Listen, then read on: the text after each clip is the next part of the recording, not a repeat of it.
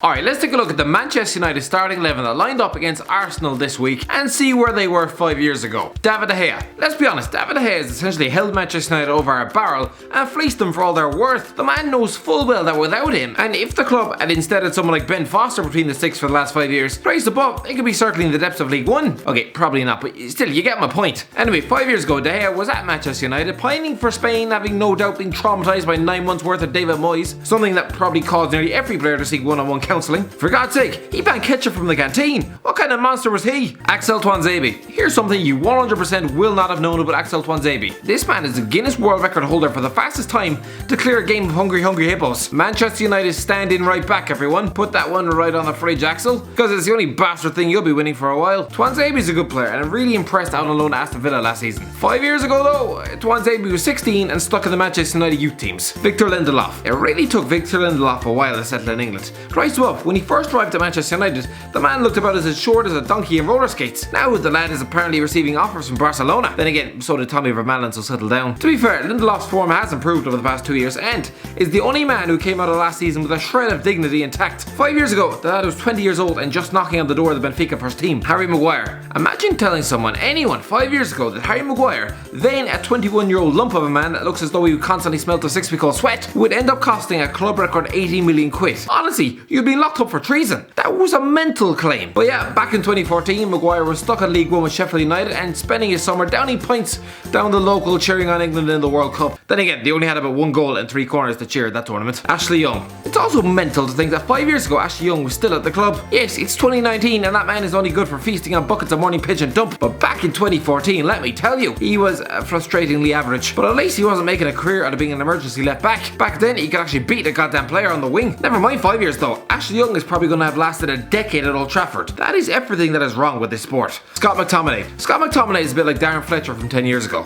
A hard-working Scottish grafter in the middle of the park. Grand, every team needs one.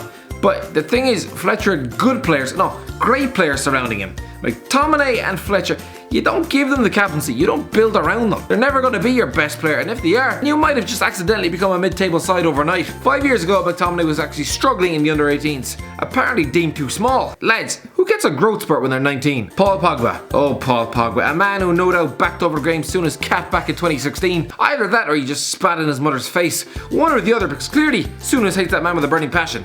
Listen, Pogba's talent has never been a question, but the fact he was a world record transfer blockbuster signing and has never once inspired Manchester United to an actual significant challenge for a league title, it's not great for a man who, let's not forget, has actually won a World Cup. 5 years ago, he was at Juventus as a sprightly young 21-year-old, winning titles and Golden Boy awards. Oh, and no doubt exalting the local barbers within an inch of his life. ANDREAS Pereira, the future Golden Boy of Old Trafford, the next Brazilian superstar, or just the second coming of Anderson, or even worse, Fabio. You know, the lad who formed one half of the worst pair of twins since Jedward. Anyway, ANDREAS Pereira is getting his opportunity now after loan spells at Granda Valencia. I have a feeling he's not going to make it, but we'll see. I mean, 5 years ago, he was an 18-year-old prospect in the United Youth Academy. Jesse Lingard. Lads, 5 years ago, this lad should have been working down his local petrol station, down the bus shelter, anything to get him off the goddamn football pitch, am I right? 5 years ago, Lingard was still relatively old. I mean, he was 21 years old. He was just about to be given his first team debut by Louis van Gaal. If you told me that he would still be getting games 5 years later, it is absolutely ridiculous. Daniel James. Manchester United are currently pinning their hopes on Daniel James. Don't get me wrong, he's a good player, but he's just been drafted in from Swansea in the Championship. He's learning his trade.